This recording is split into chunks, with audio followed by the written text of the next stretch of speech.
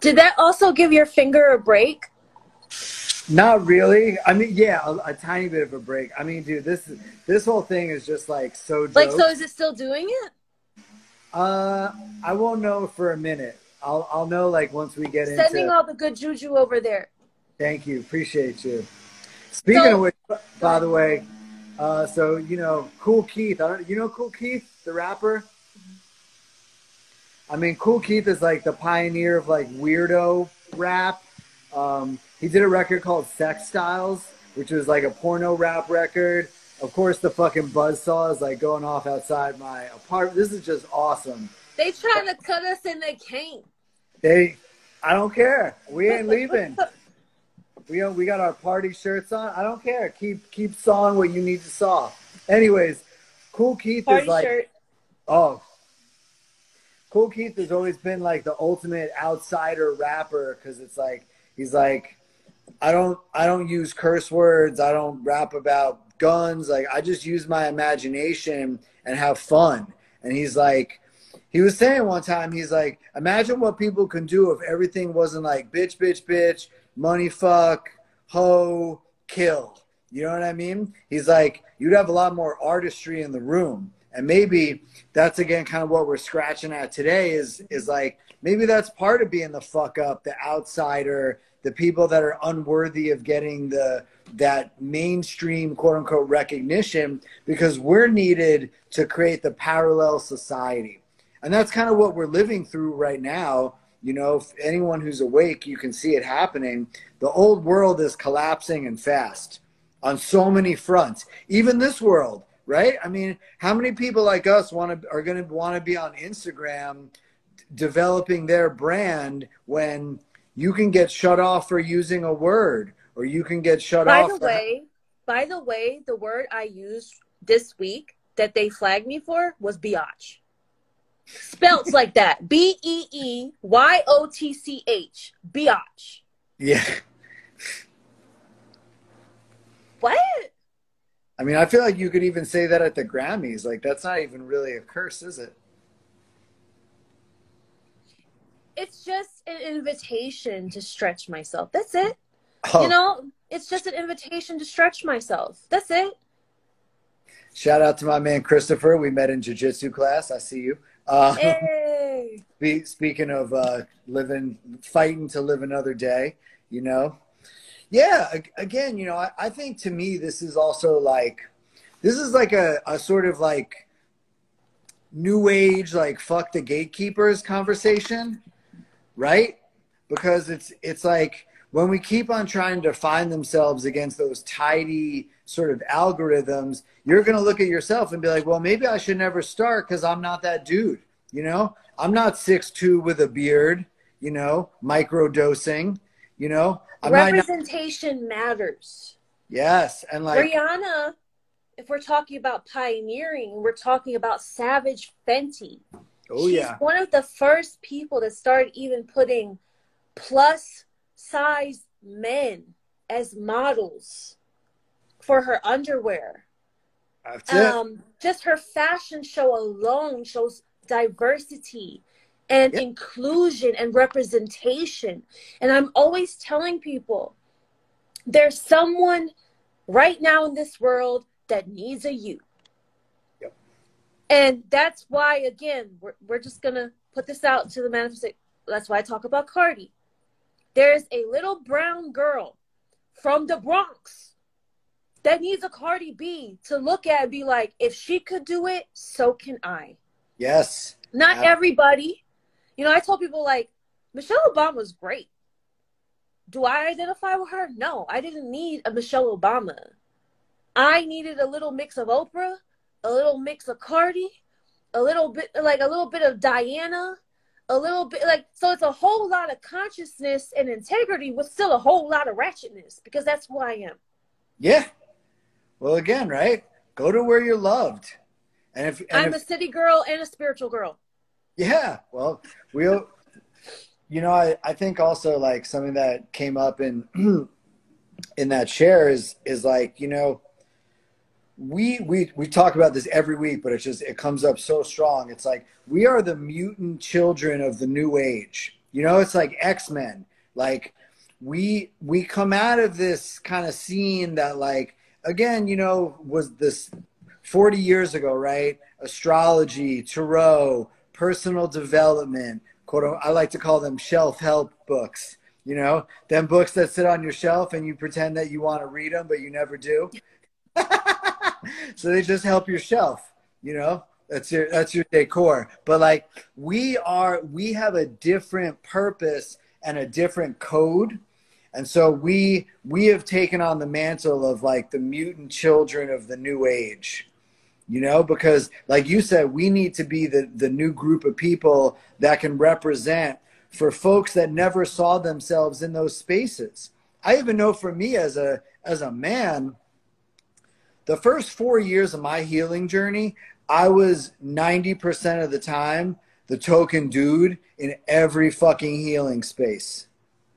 Breath work, money circles, you know, like empowerment groups. It was always the fucking token dude. And I was like, all right, I got to go do this so that maybe next time I can bring 2 friends.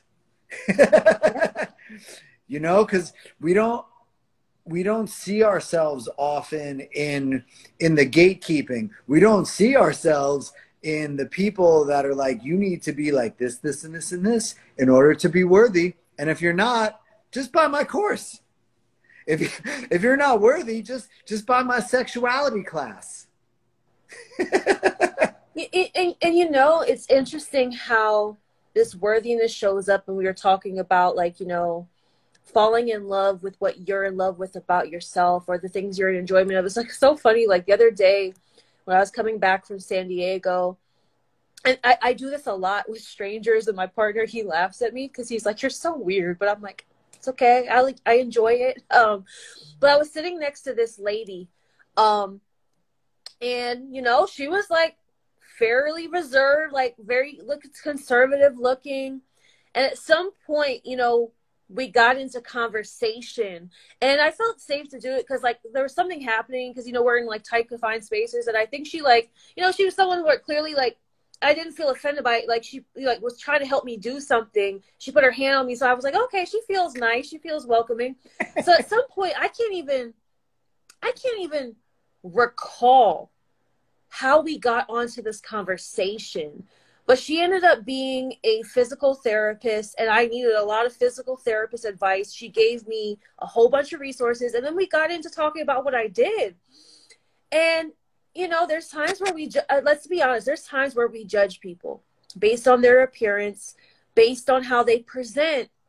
And if sometimes you don't get obsessed with judgment or not showing up as yourself, like you'd be so surprised the connection. Like we ended up talking, and she's like, oh yeah, I used to have a spiritual advisor and I haven't talked to her in a while. Maybe I need to realign with her. She's like, you know, I'm the only one in my family who believes in the stuff that you do. And she's like, then she starts like sharing all this wealth of knowledge with me.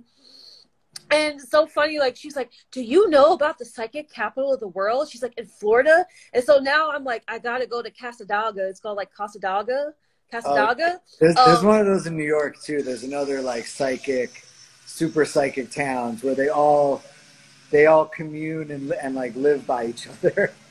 But I say this because so many times I'm in a space, and if I was scared now of showing up as my authentic self, I wouldn't make amazing connections.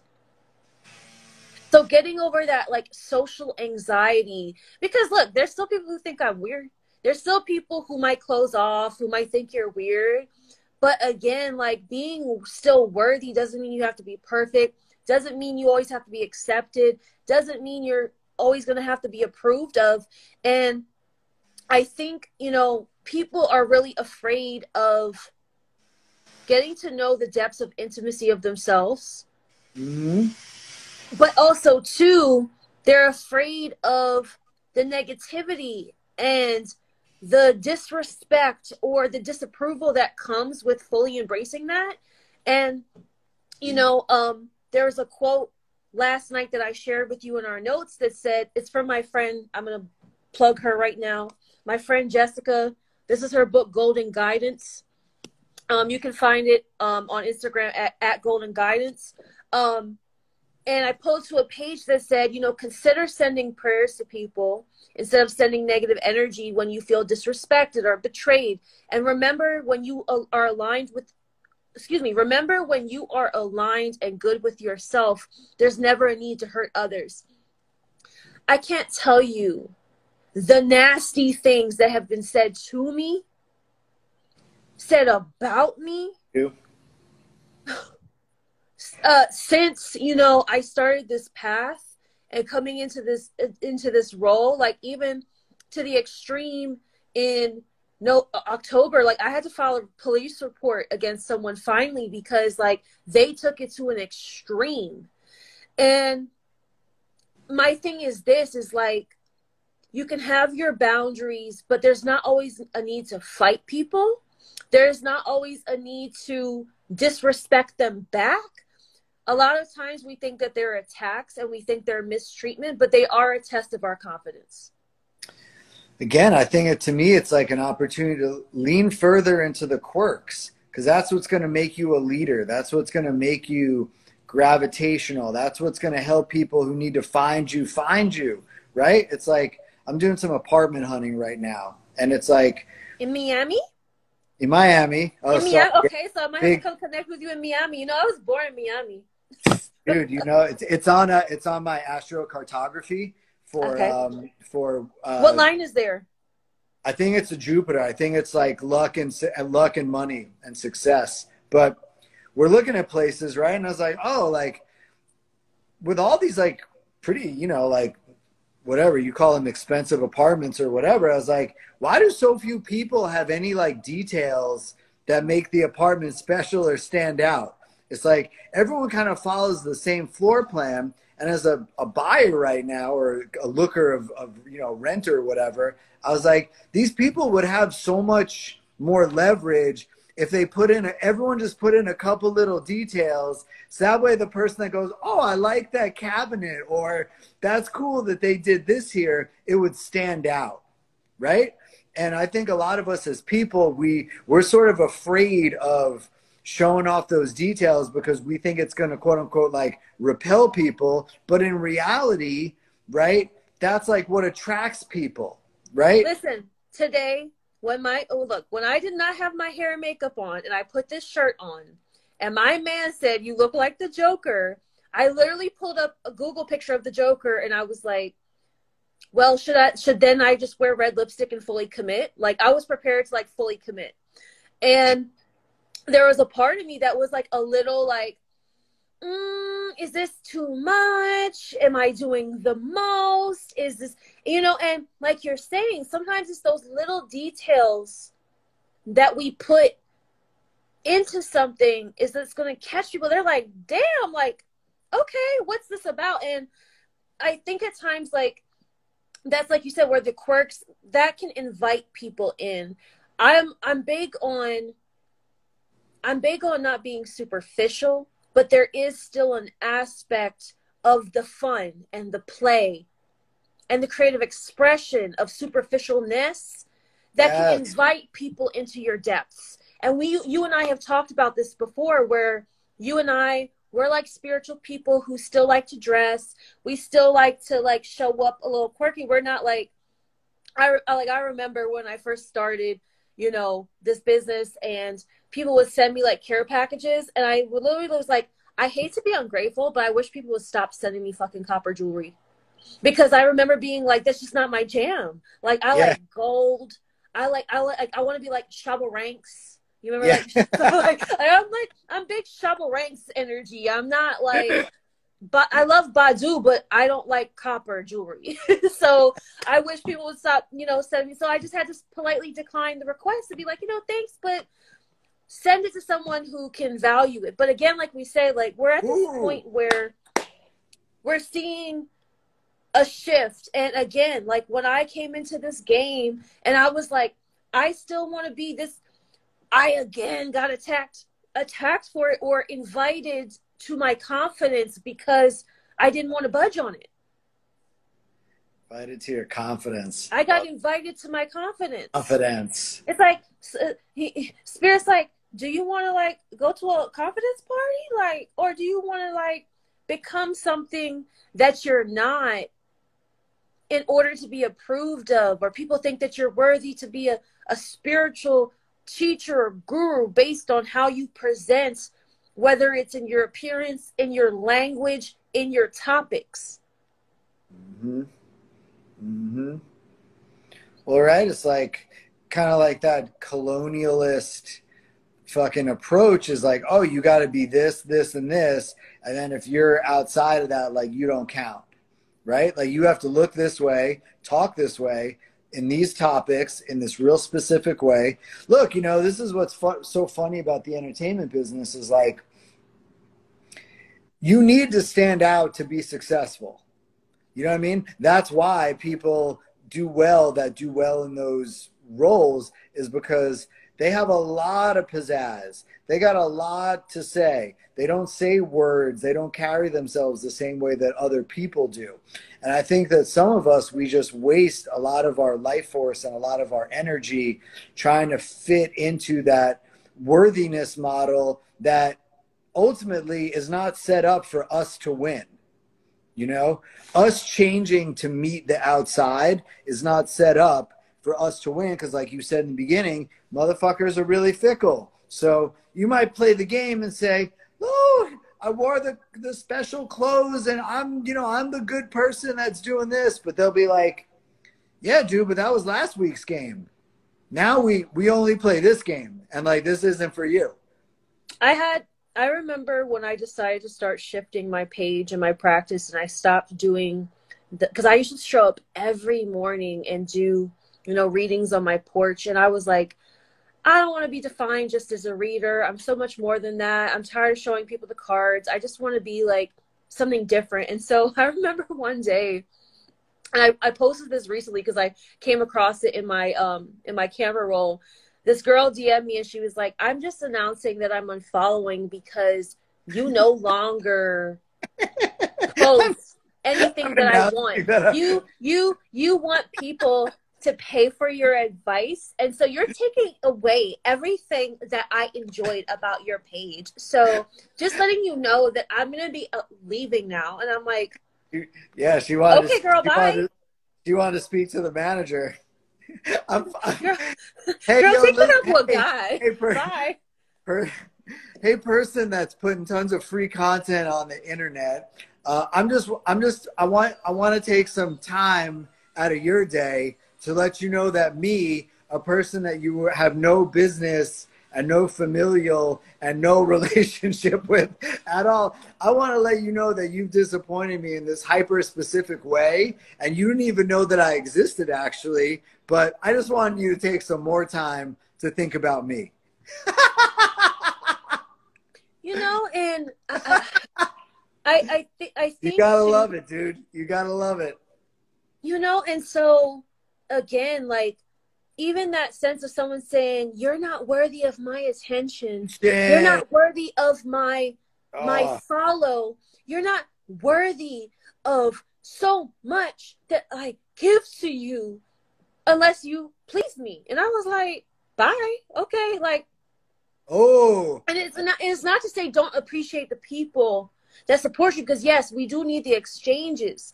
But again, if you are always defining your worthiness on every interaction, you're going to find yourself bending 100 different ways to get fucked by people. And Spirit did not invite me to this earth to be in an energetic orgy with people who don't have my highest potential purpose and benevolence in mind. I need to put that on my page. I did not come here to be a part of your energetic orgy. Oh, yeah. What is it? You bend over enough times, you just find a new way to get fucked. When you're not thinking just of my pleasure, you just want to bend me which way you want. That's it. You right? just want to use and again, let's talk about this. People use other people to get off on for whatever desires they have. without taking you into consideration. And again, beyond being here for energetic exchanges with other people, a part of what you are worthy of is joy, happiness, satisfaction. There's so much of this experience that's also for you to enjoy. And also, like, just an opportunity to experiment. I think that this is a reason that people get so uptight and angry about their lives, is because they don't feel like they are worthy of just experimenting and fucking around and learning how to be amateur about in like a new area. I think that's the other thing is like, I love that. Well, right. It's like, again, I'll just my own jiu-jitsu experiences, because I'm fucking obsessed with it now. It's like, I'm 41. I'm an quote unquote, I'm an expert creative director. I'm an expert writer, an expert men's coach. And I come in here and I'm getting my ass beat by 14-year-olds. You know what I mean? And I'm getting choked out by dudes that, if they wanted to, could basically put me in the hospital without even a second, thinking. But for me, it's like, I just want to give myself the opportunity to be sloppy. I want to give myself the opportunity to learn something, to be bad, to experiment. And again, so many of us self-sabotage because, I don't know, what would it be like for me to get in front of the camera? I want to be Cardi B one day. I want to be Trap Witch, but like, what would it be like? And so unless you do it, unless you feel as though you're worthy of just an adventure, you're never going to start, man. And that's why I think we got a lot of fucking quirkless, swagless people trying to project onto us because they're too afraid to take the first step.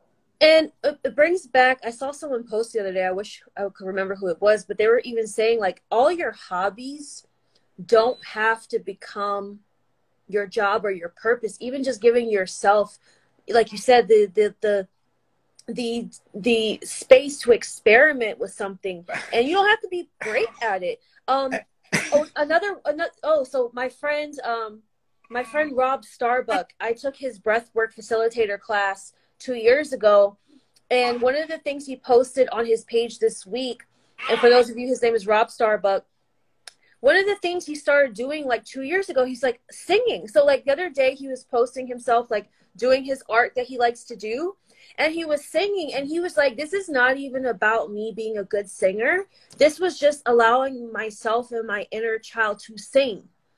And I didn't realize how much I like singing. The singing is not because I want to become some pop star. I just want to sing, and I want to feel worthy to sing without me tearing myself apart.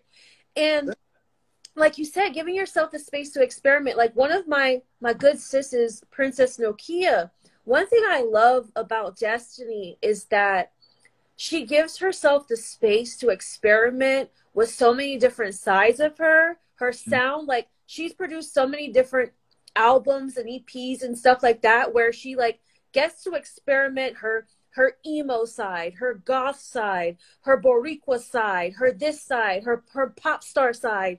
And we see that too, like in the shape shifting of how she presents. And I remember a year or two ago, and I don't know if you're familiar with Princess Nokia, but one of her main albums that was like huge in her success was Tomboy.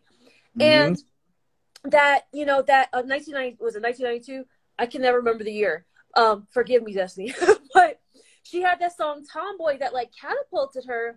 And the main lyrics was like, with her big belly and her small titties, like she would say that, and she like represented for so many girls.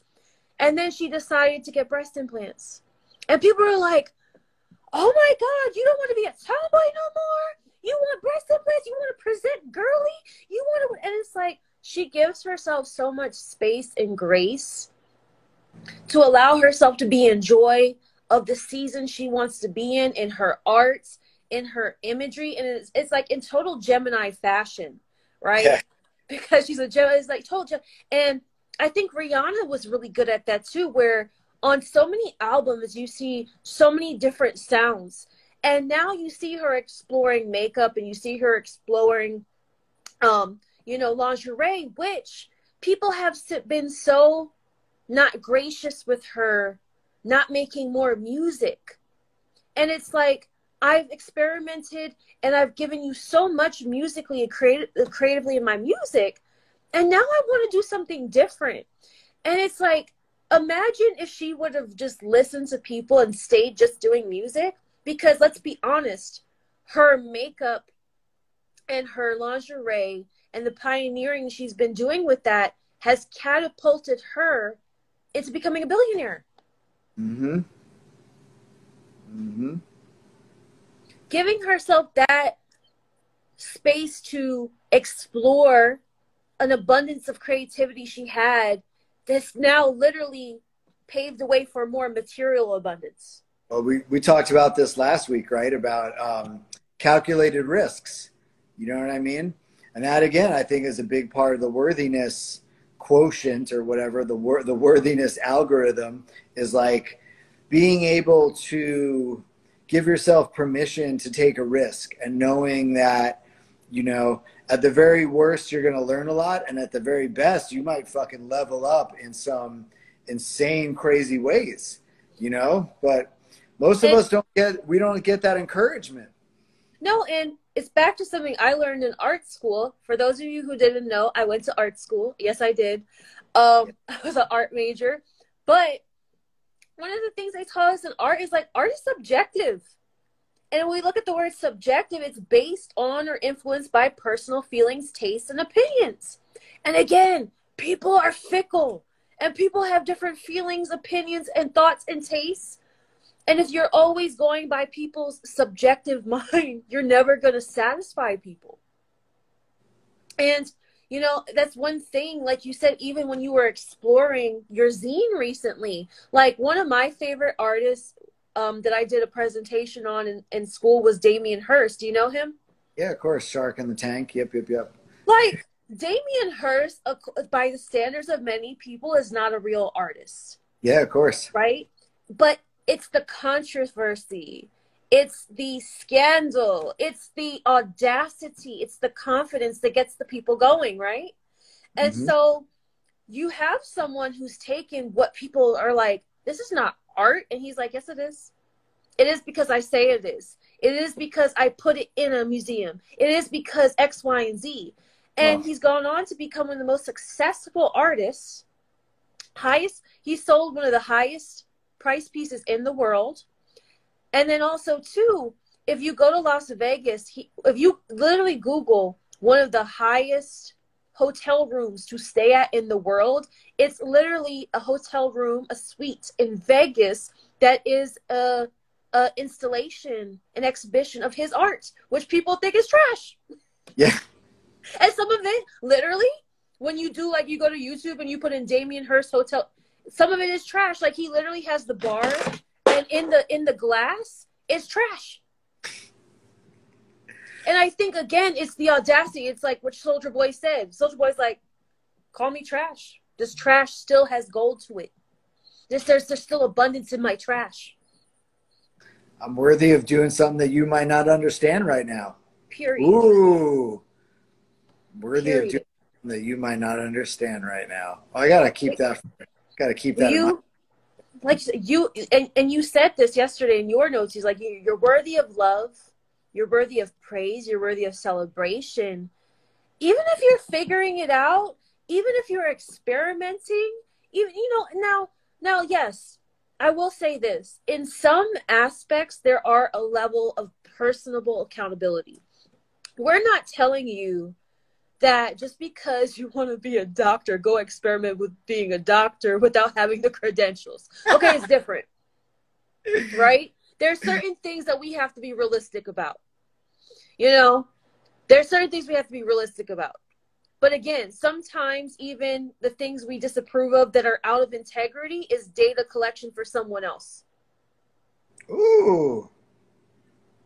You know, you and I were talking about this last week when we were talking about envy and jealousy. Like, sometimes someone on their path, experimenting, going with the flow, trying to figure things out, even them making a mistake or a data collection that spirit holds them accountable to later, that's what the data collection they need. Mm-hmm. It might be a data collection you need to observe. Mm-hmm. Again, there's still so much you can learn through observation. Mm-hmm. But we have to remember that so much of this experience that we're in is subjective. Like, life is art, and as human beings, it's going to be subjective. And, you know, the goal, I mean, the joke of the video game of life, right, is like, just figure out what you need to do here. And that's subjective as fuck, right? I think a lot of us, like, we get upset because when we start awakening, often we're pulled very far away from what we thought was our, you know, kind of intended career path, you know?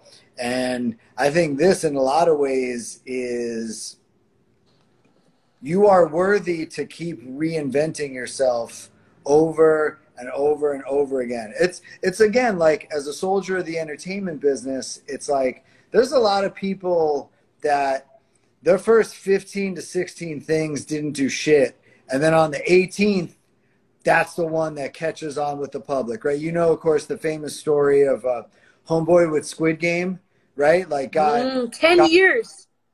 Right? I mean, can you imagine, like, eating shit for 10 years and then it, like, this is the thing, you know, I admire those people so much more because it's like, at least when you have a platform and you're controversial, people care, right? When you're Rihanna, when you know, Virgil Abloh, RIP, when you have like 1 million eyeballs on your stuff, at least your shit is like being witnessed and it's like in the culture and it's up for discussion. But can you imagine just like eating shit and like toiling in obscurity and like your failure is just that like no one even cares. Like no one. Genius Kanye West documentary that was like for a minute, no one cared.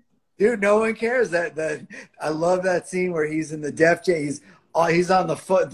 People are on the phone. He's rapping fucking like I don't know, All Falls Down or something, and people are just like could not give like a that fuck. You know that happened to me like a few years ago. I went to the Shorty Low candlelight vigil. My friend, you know, she was a part of the camp, and she like invited me to give a prayer spontaneously. She put me on the mic, and like I was like praying for this man's spirit and giving a good word, and like people were like on their phones, people were not paying attention, and I found myself getting a little irritated because I was just like, these people are just here to have a party and like be outside.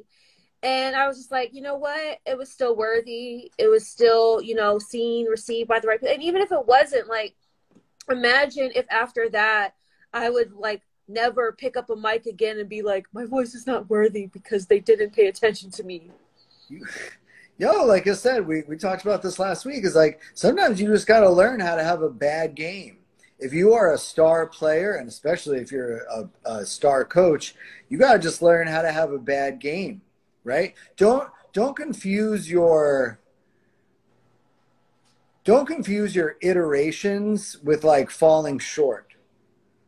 You know what I mean? You're just figuring out. We all are. We're just trying out this versus that. Do they like this? Do I like that? You know, I'm so conflicted about all this fucking shit because I feel like with my, you know, oversized personality, right? It's like I want to be doing more videos, but I haven't even, aside from rocking with you, I haven't really found my formula yet. Because a part of me doesn't really like sitting in front of the camera by myself and just talking, right? But that's okay. Just because the 15 ones didn't work out, don't mean that the 16th one isn't going to be the one that brings home the bacon. Absolutely. Gotta have a bad game sometimes. All right. Absolutely. Wrap it up. I think so. I got to see a client in 20 minutes, so I gotta get in the base holder. You know how it go, dude. You gotta like. Absolutely. Let's pull a closing card. Like I love it. Week. This was so fire. I mean, what a cool stash. Like Rick Ross said, these can't hold me back. These can't hold us back. I mean, like, I'm like, Port of Miami. I was born in Miami, honey. I love it. I'm a city girl. Well, All right. you're welcome Closing anytime, word. T. Closing word. What's Flow. it say? Flow. Flow. Let's see what this card says. Number 28. It says, flow is the natural balance of all beings and things. The movement of the ocean and the cycles of the moon are all about perfect examples of flow. They are ever changing without judgment and of fluid form. Much like the ocean, the human experience of flow can be rather unpredictable. However, it is always as it should be. It is time for you to be aware of what your flow is without judgment. This can mean anything from a minor change in daily habits that will put you more at ease to a major decision concerning career that may lead to a huge positive shift in your life. Staying in your flow simply requires the awareness of how your energy is affected by your thoughts or experiences and choosing the thoughts or experiences that feed into your flow instead of taking you out of it. How perfect is that? That's it, right? Spirit don't lie. The cards don't lie, honey. Tap in for Miss Cleo today. The cards don't lie, honey. Flow Rider. Flow Rider. Oh, thank you so much, Elliot. Thank These you. were great. You know what? I just now feel inspired to upload our stuff to YouTube. Let's do it. You know, so we could do that. I will work on that today because these will not hold us back. That's it. We here. All right. Thank you, love. Enjoy the rest of your day. Thank you. Bye. Blessings. Peace out.